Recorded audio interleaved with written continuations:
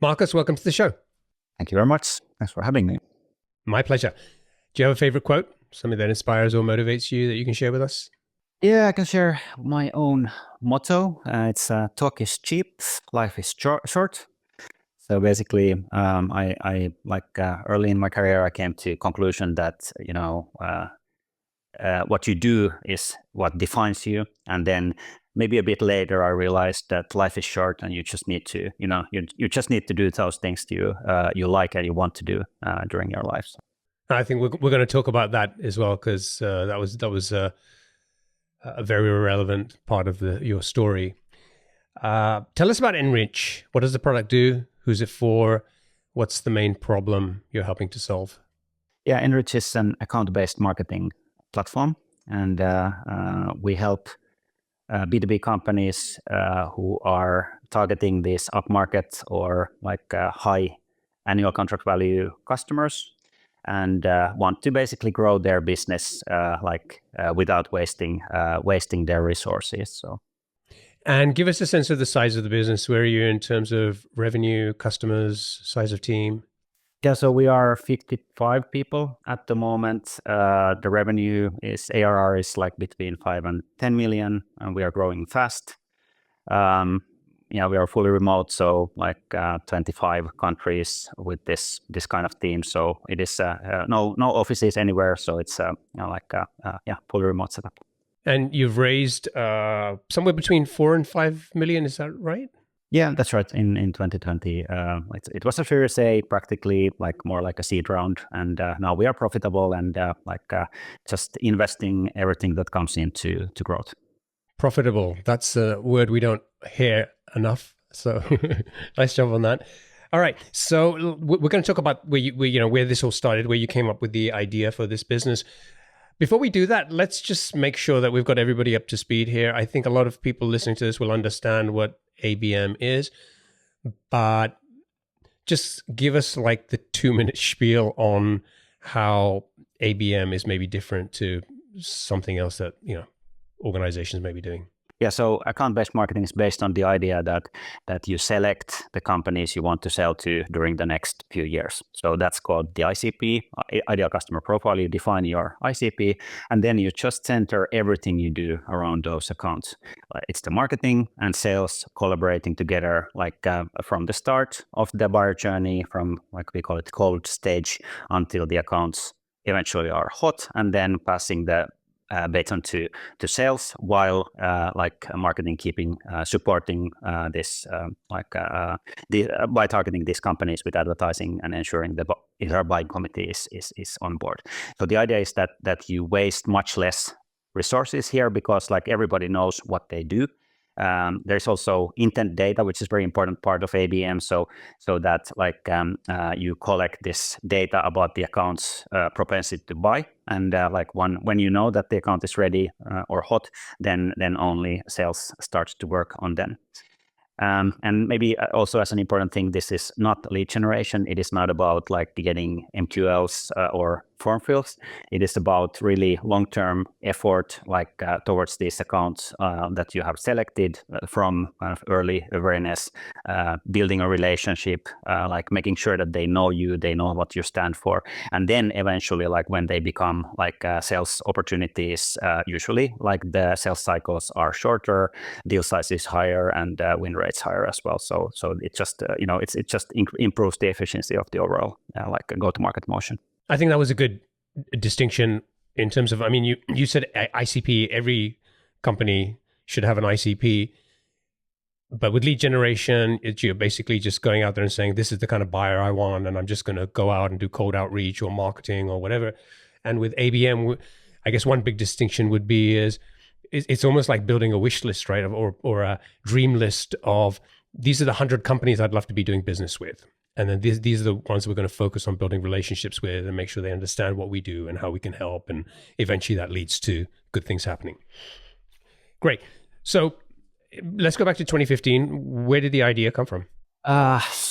We started from, we started from advertising format. So we have within the platform, we have this we call it native article. So the idea was that it's about content marketing, essentially advertising directly with an article within the media. That's where we started, and then within the first year or so, it was clear that B2B is where we want to focus. And then soon after that, it was ABM that we started realizing that okay, there's a lot of potential in the B2B market. These companies are evolving very slowly compared to B2C. The transformation to digital just is going to take years, tens of years. Always takes a lot of time in B2B, and that there is a big potential, long-term potential in this market. So then we started building the product, and we have our own DSP, or we built our own DSP, which is basically a programmatic advertising platform, which then gives us a lot of capabilities that many players in the market don't have, and just a lot of focus in the R&D, not so much on the go-to-market side, but more on the R&D and building this really, let's say, unique product for this account-based marketing marketplace.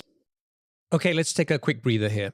If your SaaS product is slowing down due to development issues, bad UX, or persistent bugs, it's time to get a fresh perspective. That's why Designly offers Impact Week, a free, no-obligation audit where their senior team will dig into your code, uncover hidden technical debt, and provide a clear roadmap to help you scale. No commitment, no risk, just expert insights that could change the future of your SaaS. Only a handful of founders can join each month, so don't miss your chance. Book a free 30-minute chat at saasclub.io/designly. That's saasclub.io/designli. What did you see happening in the market at the time? So you have this idea. Were there other products out there? What was the driver that told you that, hey, there's this opportunity here? Yeah, that's a good question. So we started with very early. We started doing B2C and B2B at the same time, and then our first B2B customer, a big B2B customer we got, they were we were able to invoice them something like 20,000, whereas the other B2C customers were something like 1,500 or something like that. So we were asked, okay, so these guys are willing to pay a lot, and then with this customer, who is, by the way, still our customer after almost 10 years, we kind of realized that this account-based data is super valuable. Like that, if you think about B2C, it's like every it's just like this spray and pray. Like you just do a lot of things and then hope that something hits. Whereas there, it's really about one individual account, visiting your website or engaging with your ad. And there we realized that there is a lot of potential in this market, and these companies have a lot of money also that they can invest in this. So there was kind of this realization that there could be something here. There was also one big player who is still there in the market called Demandbase, who we actually did a lot of let's say benchmarking from them. That was really helpful for us in our early journey to just understand how this kind of products work, and then building our own DSP based on those requirements. And of course we had a lot of this unique features or capabilities that those players didn't have, but it was super valuable to realize that there is a market, and that we kind of fit ourselves into that market, rather than I think that was actually that was also something that we worked with quite a bit about finding our position. And one of the early important milestones when we realized that, okay, let's not try to come up with a new category, like something completely new. Let's just be an account-based marketing platform, because that's what people know, and that's where they are going to find us better. So yeah, that was basically the early journey. So part of the positioning of the value prop is that N.Rich is a more affordable ABM solution compared to some of these other products. How much could an organization typically pay? What sort of difference are we talking about here?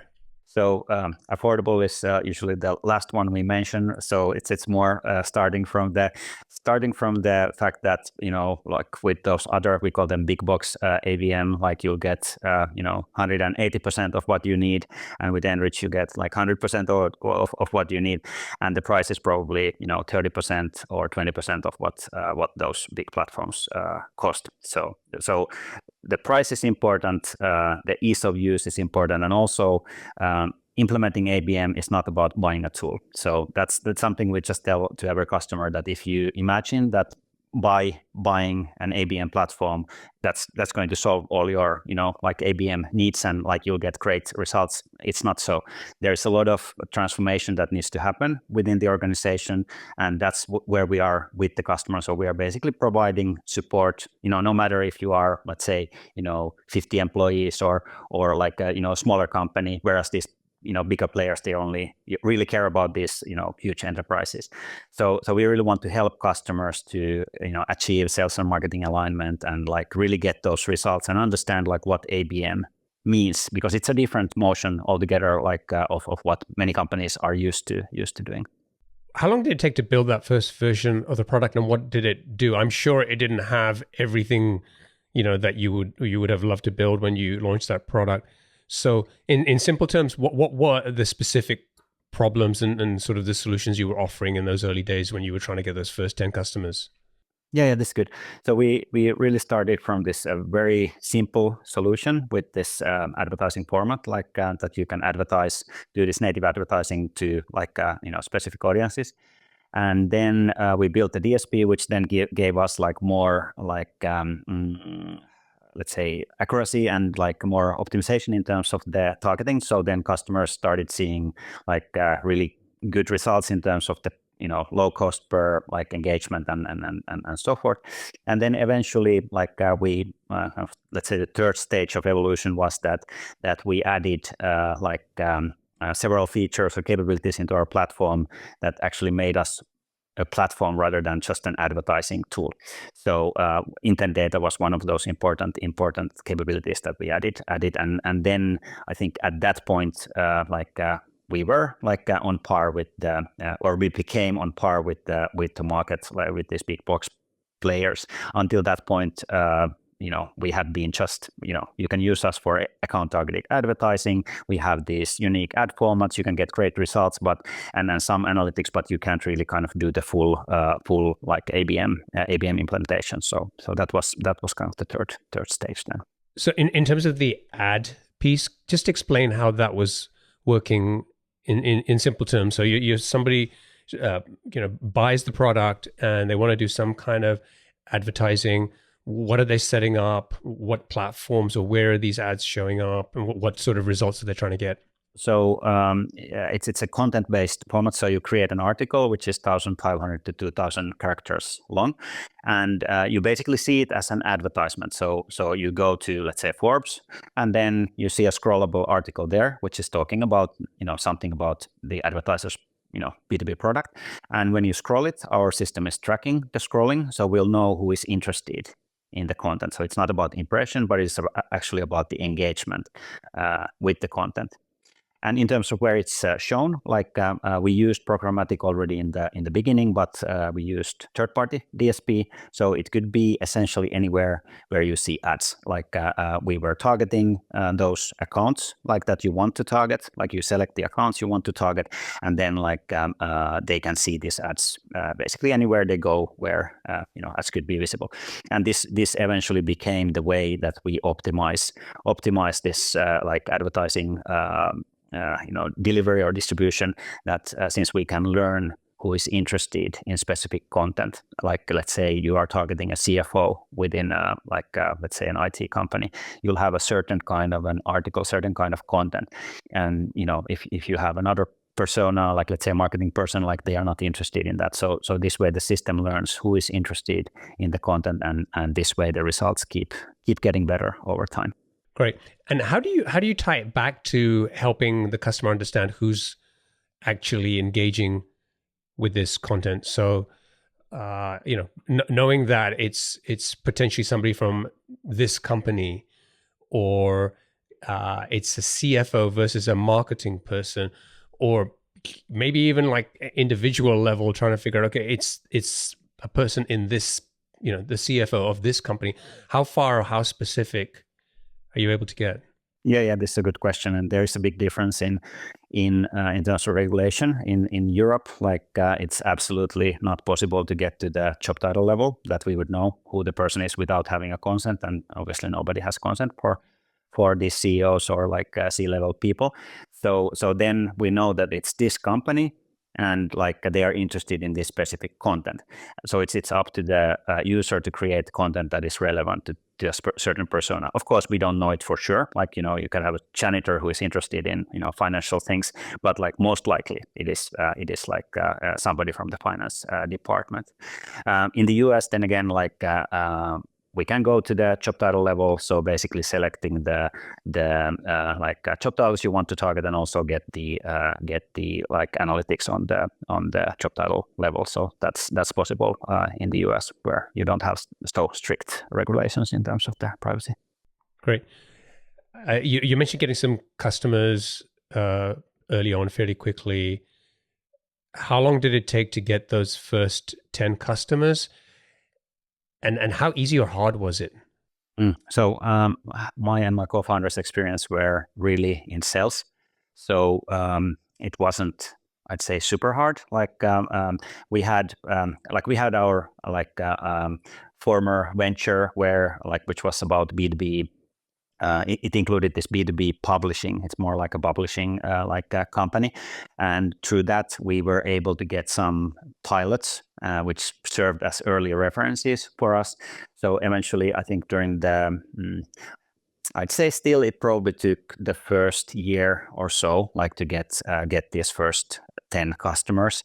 But we had huge churn back then. So it's like it was very hard to keep customers. Also, it was more like a campaign type implementations that they did rather than us being able to retain them for a long term.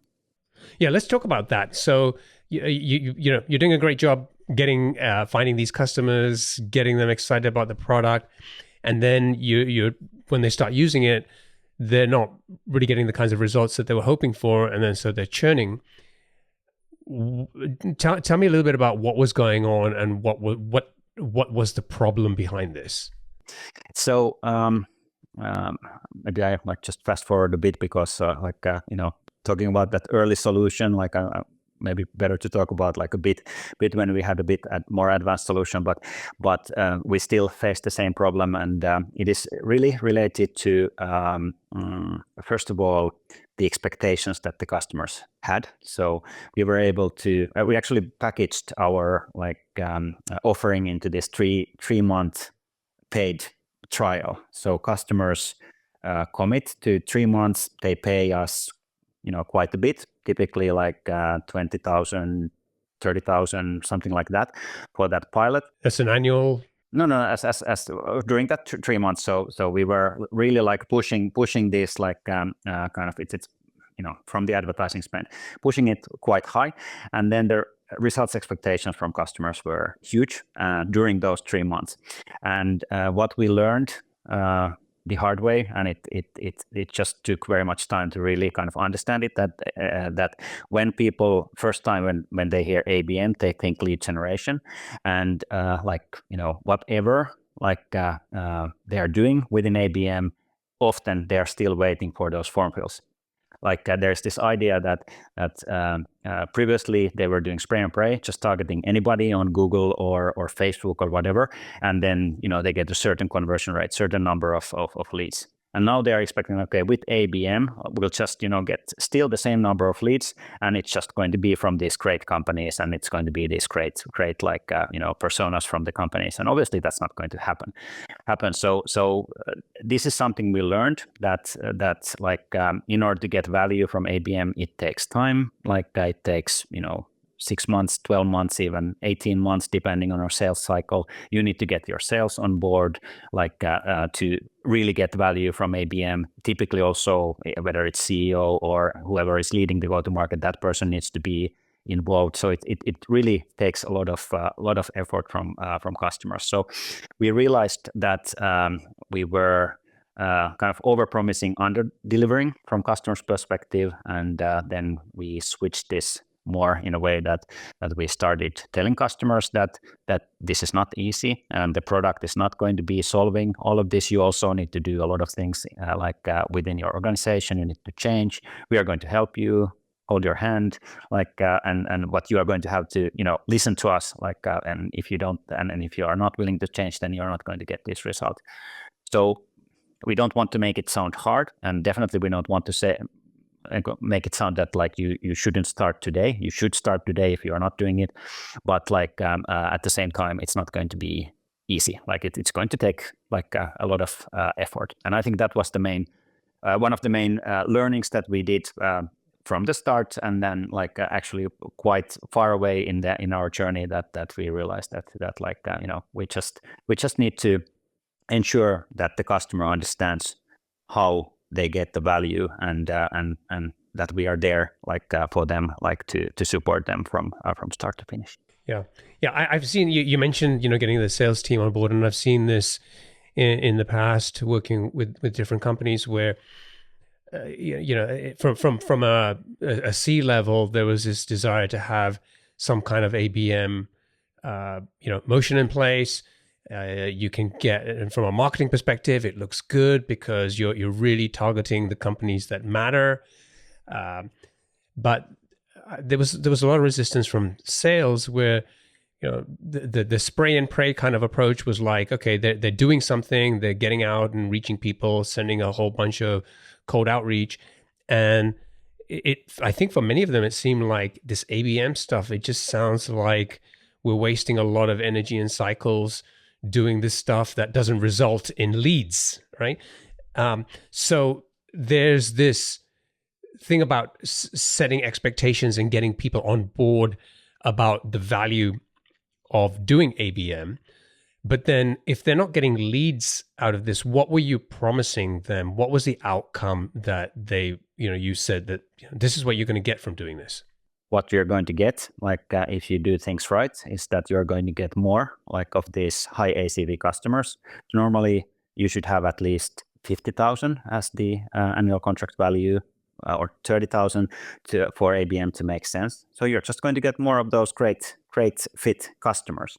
But it is exactly like you said, that if sales is used to dealing with those marketing leads, then they expect that it's going to be super easy. They just get the lead, they do the meeting, qualification, and then create the opportunity or disqualify. It's super easy. They don't need to do anything. But then with ABM, you actually need to do prospecting. So it's actually closer to cold outreach than to these inbound leads. So it's warm outreach. So in cold outreach, sales is needs to prospect these accounts. They need to find who to contact. They need to send messages, make calls and so forth. But these are cold accounts. Whereas in ABM, the accounts are warm already. They know about you. They've visited your website several times. Maybe they've interacted with your content on LinkedIn. They've seen your, ads and so forth. It's kind of, they already know about you, and which, should be clear sign that this is going to be an easier process for sales than doing a cold outreach. But this is what many companies don't understand, or let's say many salespeople don't understand, if they just have this experience of doing like that. Marketing is going to help us with providing leads. Yeah, it's a tough sell because you got to sell the product, but you also got to sell this education piece, and you got to make sure culturally the organization is ready to do this, across the board. Let's talk about, beyond the first 10 customers, let's talk about getting to the first million in ARR and how you got there. And in many ways, you are having to apply the same principles and strategies that you were talking to your customers about. And from you, when you and I were talking earlier, it seemed like that you yourself weren't that clear about your ICP initially. Is that right? Yeah. So we had somewhat of an idea of what the ICP is. It's we started with the tech software companies that are still our ICP, but the problem that we faced and that many companies face is that when you do it in such a trivial, simple way, just to define the industries and company sizes, there's like you don't really have an ICP. You have a TAM, or target addressable market. So okay, you can sell to these companies and they can buy from you, but that's it. Like they are not really an ideal fit. So then, like we face this like over many years that like we don't really get great conversions, like especially from cold outreach, and like even with our ABM efforts, like we were not able to really kind of hit the message, like get the message home, like to these accounts. So the important realization was that ICP actually means like why is this company within the TAM like a perfect fit for your product. And for us, what it meant was that we realized that companies who get most value from our products immediately are those that are already spending like significantly on digital advertising. So if they are spending, let's say, 50,000 on LinkedIn and Facebook and Google and so forth, like they are probably wasting a lot of money, like if they want to go up market, because LinkedIn is the only channel where you can do targeting like in a precise way, that it's actually the account based, but not every company is using LinkedIn. So you can't reach everybody. Then you use Facebook, you use Google, like you're going to do, it's almost like spray and pray. You're just going to target like a lot of different accounts, and then just hope that something goes to the right ICP. So then we realized that okay, by refining this ICP of ours into these like companies who are actually big spenders, they are advertising a lot, we can get very easily to the discussion. Okay, let's reallocate. Let's say if you're spending now 50,000, let's reallocate 20,000 to ABM, and that's an easy decision, and it's also very easy to show the improvement like compared to what they did before. So I think like the call out here is that TAM is not the same as ICP, and at least my advice would be to think about like how can you optimize certain metrics like ACV, in our case, like how can you find companies that are really good fit for your product and for your offering in terms of like this eventual revenue metrics. Great. You talked about a lot of really interesting things there, and I want to drill down a little bit more into that. Let's start with the ICP. So you've figured out over time who that ICP really is. You talked about the ad spend and so on.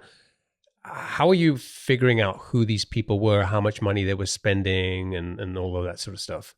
Mm-hmm. Yeah, that's a good question. So we call this that there are these visible attributes and dark attributes, and this is a dark attribute. So nobody advertises on their page that this is how much we spent to advertising, and there is no databases really like that would include this for B2B.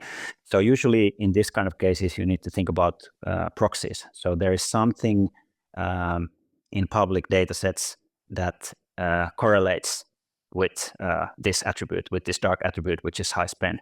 In our case, like it's a very simple metric. So the question, or like what we have found is that, like for instance, LinkedIn, they have a ads library, like where you can see for any company you want, you can see which ads they're running, and the number of those ads they're running has a direct correlation to their ad spend. That's smart. I think Facebook has something similar. Yeah, Facebook and Google has it as well. So it's required because of this political ads and the transparency. So you're basically saying, okay, this is our ICP. Let's go and find some of those. Let's narrow down that list of potential companies, and then let's take a look at like the LinkedIn ads library. How many ads are they?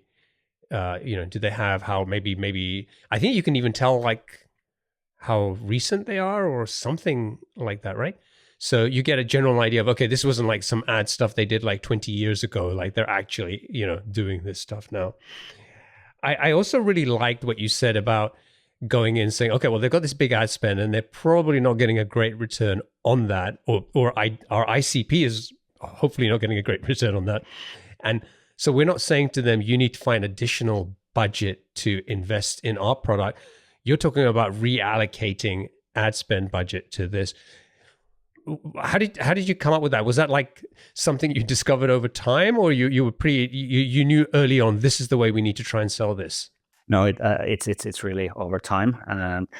The way we approach this is that we come up with hypothesis every quarter to our ICP. We want to test certain things. It's typically based on some ideas that somebody has, like intuition, or then we have some like just insights from some data.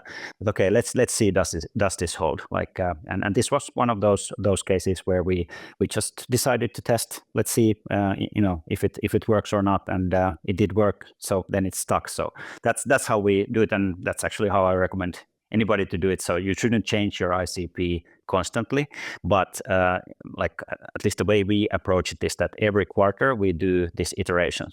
So it's an iterative process, like incrementally improving it based on the current situation and current data that we have, instead of overhauling it completely every quarter, or even more frequently than that. So a lot of the we talked about LinkedIn, and so you can use that as targeting for your ICP. You start running LinkedIn ads, and I think you were successful at doing that. I think a lot of founders I talk to always say, tried ads, never worked, waste of money, blah blah blah, whatever. But you got to the point where you were clear enough about your ICP. You figured out how to target those people, and then you're running LinkedIn ads. But you were also doing you were using N.Rich as well alongside it, right? Can you explain what you were doing? So this is one of the interesting sides of being in this business, that we actually do the same thing for our own GTM as we are offering to our customers, like drinking our own champagne. It also took quite a bit of time to really get it working. So we even had challenges with the getting the sales and marketing aligned. But generally, the way we do it is that we have the ICP defined. We use LinkedIn it's a very effective channel because we can be so targeted, but then you can't target everybody on LinkedIn. So then ABM is there. It's a more it doesn't cost so much to run ABM ads, programmatic ABM. So it's kind of a constant nurturing that we do in both channels. With our product, we can also go into more granular details. So based on the stage of the buyer journey, some accounts are cold, some accounts are closer to buying, or some accounts are researching online based on intent data. So then there's a different message, different campaigns that are being run to those accounts. And eventually the target is to get those accounts from cold to hot. But that can take a lot of time. And this is when you say that advertising doesn't work, normally it means that you didn't get any leads. That's normally the thing, you're just doing this tactical short-term thing. But with ABM, with this ICP-based approach, you need to be prepared to doing it for 2 years or something. It's a very long cycle. You are looking for this big fish, not for this transactional small deals. So you need to be prepared to building awareness, investing to it, for 6 months, 12 months, even for individual company. It's still cheaper than doing cold outreach. It's much more scalable, and marketing doesn't cost so much. But if you have sales trying to close or even generate opportunities from those companies, nothing is going to happen when you reach out to these cold accounts. So when you're running these ads, you're doing the LinkedIn ads along with this programmatic ABM ads through N.Rich. If you're not focusing on leads as the KPI, what were you focusing on? Was this mostly about just engagement with the right people? Yeah, so here we get exactly to the point that we actually try to get these accounts from cold to hot. So when they are hot, then sales conversions increase about 10% points. We can say that, okay, it's significantly better conversion that sales is getting when they are targeting accounts that already know us and already engage with us.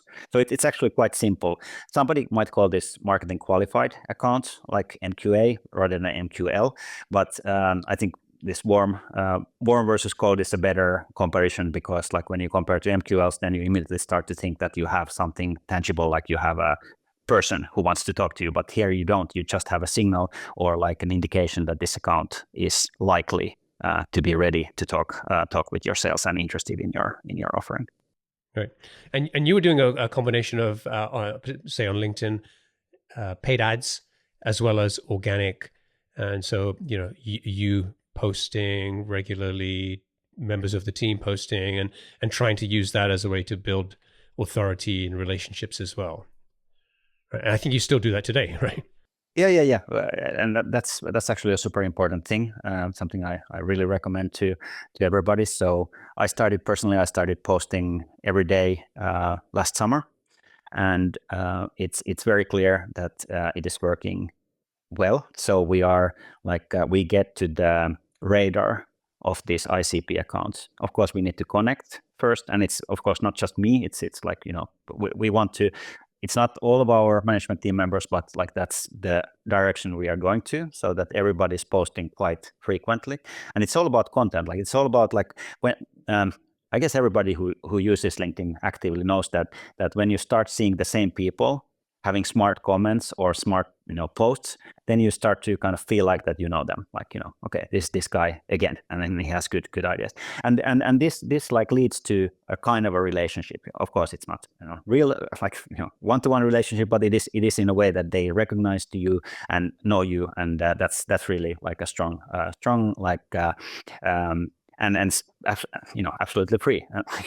You just build your audience. You just keep posting and like it's surprisingly easy. I have to say that as a CEO, I would have expected like when I started posting that we had a board meeting where like the board members were like just pointing out that you are posting so frequently, and I was expecting that they'll be telling me that you should stop it and focus on something more important. And it was the other way around. They said that that's great, like that you're building authority and so on. So yeah, that's really important, I think. So you started the business in 2015. It took about a year to get the first 10 customers. I think getting to the first million in ARR was somewhere around 2017, 2018. And then 2020 was the big milestone, I guess, for you because you were running a multiple seven-figure business at that time. You raised your Series A round, which we talked about. So things are starting to look good, right? It's taken a little bit of time to get to this point. You've got some traction now. You're generating decent revenue. You raised the Series A, and then kind of things started to fall apart a bit. What happened?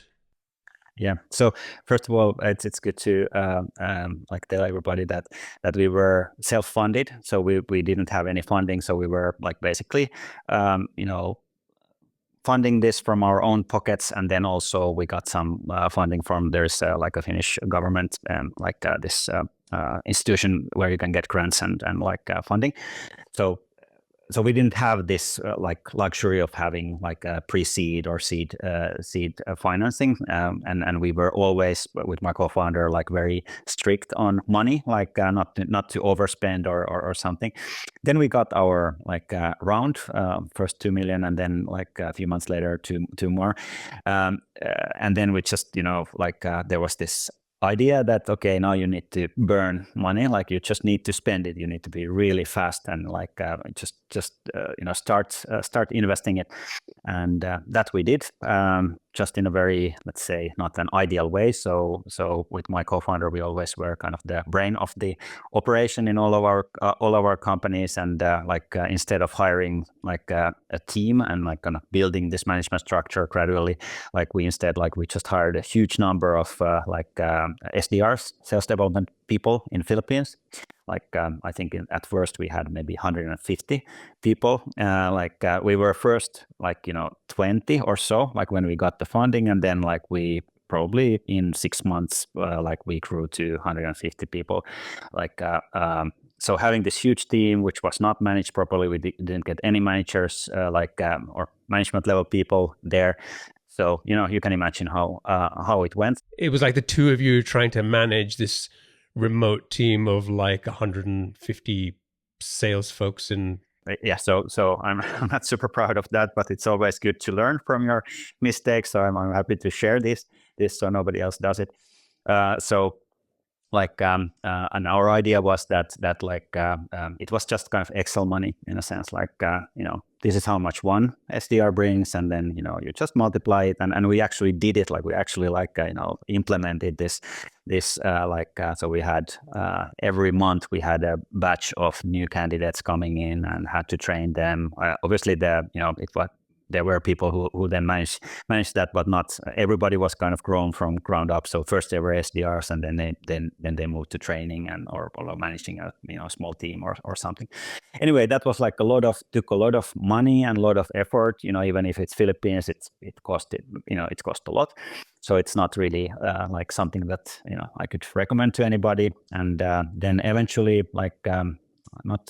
maybe 10 months after we got the financing, my co-founder got diagnosed with cancer, and that was completely surprise. So he was there was nothing to indicate that, which was of course a huge shock. And it was then there was an operation, and he was able to continue still for maybe 7-8 months, and then just had to leave the day-to-day operations, and then I was left running this organization by myself. And then after a second operation, after a year from the diagnosis, he eventually died.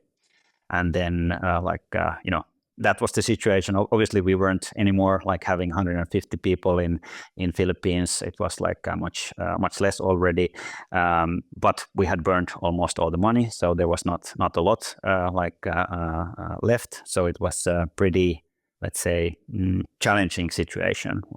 To kind of had to rethink a lot of things at that point. Sorry to hear that. That's a really tough situation. And your co-founder, you two had known each other for a long time and worked together on a bunch of different businesses, right? Yeah, correct. So we started in maybe 2002, with our first, or maybe 2004, with our first venture, and just work together really, kind of we called it almost symbiotic. We had very different roles in every company that we were running. So it was a huge change then, when he was gone. So I'm just trying to paint a picture here. So you took the Series A money, you guys threw it at this kind of army of salespeople in the Philippines that wasn't working. Your co-founder gets a diagnosis, and he's kind of focused on that. And obviously, I think that means that the momentum that you guys were building probably slows down anyway, right? It just has to. And then you end up losing your co-founder, so you're dealing with that loss. And then you said you spent all, pretty much most of the money that you had raised. What was going through your mind? Did you how did you get the energy back to then go back and start saying, okay, I'm going to do this alone. I'm going to go and rebuild this business and get it to where it needs to be? I had the intention. So I think this is one of the things that I have. When I want to do something, I will really put effort to it. It was hard, but also I had a very clear vision and intention to start doing it. I'd say within 4 months or so, 5 months, it was already clear what the direction is, what the direction is going to be. So there was still enough of this funds left, so I could start hiring people. So started hiring proper sales team first, AEs supported then by the SDRs who were remaining at that point, and then expanding to getting an SDR leader, getting a customer success manager who quite soon became the leader, revenue operations. We kind of expanding gradually to all the core functions that you need for a functional go-to-market. So that was kind of I think it happened quite fast and I think surprisingly easily, even with this very difficult situation at that time. Okay, so you started building this in-house team around you, and it was a much smaller team than what you were trying to do in the Philippines that time. What you said, you also mentioned this idea about like being very clear about the direction. Was there something about the business or the product or just, your kind of go-to-market motion? What were the 2 or 3 things that you said, okay, I'm going to build a team around me, and then I'm going to do these other things strategically to move the business in the right direction? Yeah, so I think it kind of gradually became clear like what the direction is. I think like the first point was about realizing that it's a good idea to build this team. Like we had actually our sales director, eventual sales director, who was like the only AE like back when we had this big Philippines team, was ramping up really nicely to the sales director role, and I think that was like one of the where I saw that okay, this actually can work, and this is the way I should do it. So I think like we had these early indicators that this is working, like we are getting some results. I could have selected as the quote this short term predicts long term, which usually works like when you start to see results with any decision, like in the short term, like then it's probably going to continue to the long term. But especially when you don't see results in the short term, then like you probably need to do something about it quite quickly. So this is also something I think this is one of the things that I realized that this needs to be happening. In terms of the other, let's say, strategic things, I think this came a bit later. So there was still one important milestone here in the process before I could really kind of focus on long-term and strategy, and that was a situation after I started hiring these people. Of course, it's much more expensive than the Philippines team. So I started looking at the balance sheet and P&L and just realized that okay, every month we have 200,000 less. We had 800,000 in the account, and every month it's 200,000 less. Everything looked good from the let's say accounting perspective, but cash flow was the problem. So it looked like that. Okay, now if I don't do something, we are going to run out of money in just a few months. So that was a big shock, and I realized that okay, now something needs to be done here. I did a lot of calculation myself, and I think I built some kind of a system to just mitigate it. But then I had to hire the actual finance person who can work on this and just ensure that we have the money, and that's when we built this system which is based on cash flow. So we just invest what we have money for, and now we are in a stage that we can already predict a bit, we can already invest next quarter's revenue. But at that point it was really close. It felt like that okay, now we can go bust even if we don't do something about it. So at that point, once we got that sorted, then it became possible to actually start looking into the future and into more strategic things. Cool.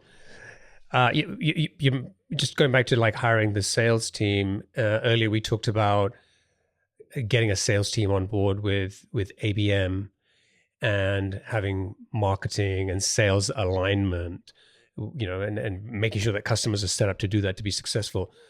But that turned out to be an issue in your own company as well, right? Yeah. It's it's maybe surprising, but we were very sales led.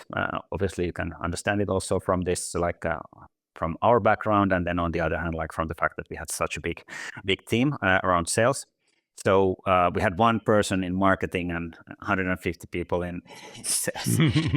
so that was kind of the situation, back at that time, I don't think any kind of alignment would have been even possible. But like eventually, like when we started having some kind of a reasonable team, we started working on this more like alignment initiatives, and just realized that sales is not really realizing like what value marketing can bring.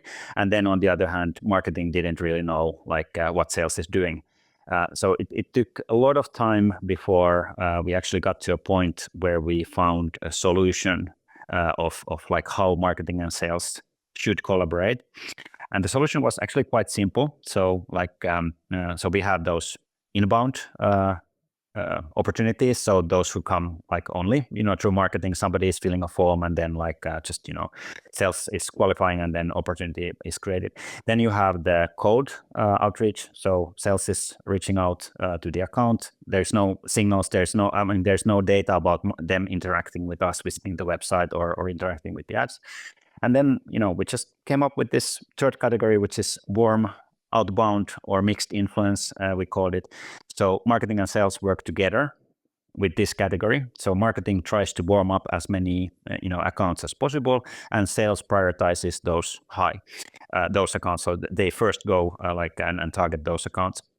The main, I think one of the main innovations there was that instead of splitting the commission in a way that marketing gets half and sales gets half, we actually pay 100% to marketing and 120% to sales. So we actually pay 2.2 times the commission that normally we would pay. And this was the way to really communicate to the sales that you should focus on these accounts. And then of course it was motivating for marketing as well.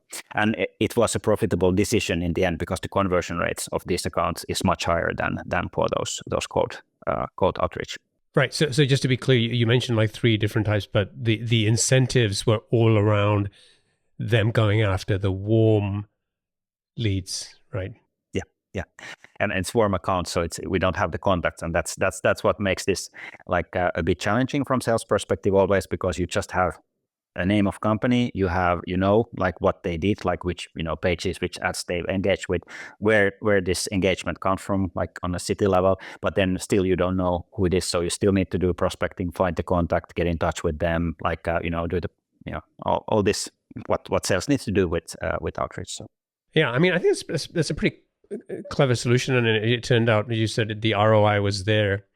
It's kind of interesting that on one hand you're already like every month, okay, 200,000 gone, 200,000 gone, and then it was like, oh, let's pay twice as much to sales and marketing for the leads. It's kind of it's a creative solution. I'm glad it kind of worked out. But I mean, we could talk more about that, but there's a few other things I want to cover, so let's kind of keep moving. You started initially, I think, focusing on customers in Finland. You had customers in Europe that you were kind of growing, and then now you're spending a lot of time in the US. I just want to understand, like, where is your focus? What's your biggest market today? Yeah. So actually, like very early, we did focus to Finland, maybe first, second year, but then after that, it was already like quite international. Like you said, in recent years, US has been growing fastest, and what we see in the US market especially is that companies are more aware of ABM, and they realize that they need it. They understand what it is, but then the solutions that are out there are too expensive, too complicated, or so. So we so we put a lot of focus into the US market at the moment, but also to the European market. So this is a very, let's say, interesting market, because there are so many companies who don't do ABM yet, who know that they should be doing it, and if you look at Gartner Magic Quadrant, there are only there are 2 of these so-called, or 3 of these big box players, and then there aren't so many. So we are there, which is really good place to be. So we want to be this challenger in the market, and that's why we get that's why we get nice growth at the moment. Yeah, awesome, love it. All right, we should wrap up. Let's get on to the lightning round. I've got 7 quick fire questions for you. Are you ready? Yep. What's one of the best pieces of business advice you've received? So this is something that came from my co-founder. So he pointed out that we should always think about return on investment. So if you invest 1,000, it's unrealistic to expect that you get 100,000 in return. So like the ROI should be, you should have that in mind when you invest. So or when you like calculate your expected returns. So if you expect 100,000 in return, maybe like investing 20,000 already would be a huge ROI. So I think that was a really important and clever advice. What book would you recommend to our audience and why? There's a book I read a while back. It's called Presenting to Win. I think it's written by Cherry Weissman. So I learned to present thanks to this book, and I see a lot of people who are not very good at presenting, creating slides, creating narratives, and that's why I recommend this book to anybody, because especially in this today's world being like almost all online, you need something to tell a story. You need something that people really kind of can relate to and attach to, and that's an important, very valuable book, at least for me. What's one attribute or characteristic in your mind of a successful founder? Tenacity is the word I would select here. So this entrepreneurship is always like a roller coaster. So like you always can expect that after you get high, then you'll get low as well. So I like this metaphor or like approach that many cold callers have, that every no takes you closer to a yes, and it is kind of this way that you just need to take those series of no's, because eventually there will be a yes, and I think those people, those entrepreneurs who are willing to work on a very long term, like they are the ones who are going to win. No is the way, right? What's your favorite personal productivity tool or habit? I was thinking about this, and I think I have this focus time in my calendar. So I book half a day every day, Tuesday, Wednesday, Thursday, from my calendar to focus time, and generally I don't take meetings during that time, and that has been huge. Being fully remote, you have a lot of meetings. I have up to 40 meetings to 50 meetings a week. So then it's really important. Otherwise, you have no time to think, no time to really work. So that has been super important, at least for me. What's a new or crazy business idea you'd love to pursue if you had the time? There are so many. Like I just had today like a great chat with or discussion with ChatGPT.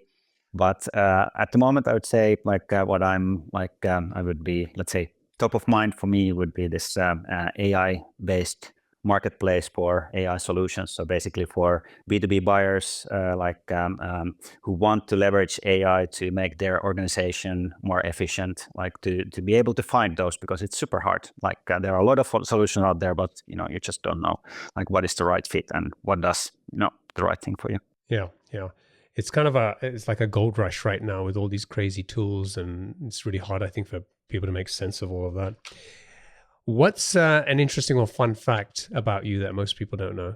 Yeah, so my both parents are professional, or were professional athletes, track and field. So father is a shot putter and mother is a runner. And they were both in the international level. My dad was even in the Olympics, but I didn't. There was enough sport in the family back then, so I didn't do anything like that. So I kind of found sports later, and nowadays I couldn't really live without it. Love it. And finally, what's one of your most important passions outside of your work?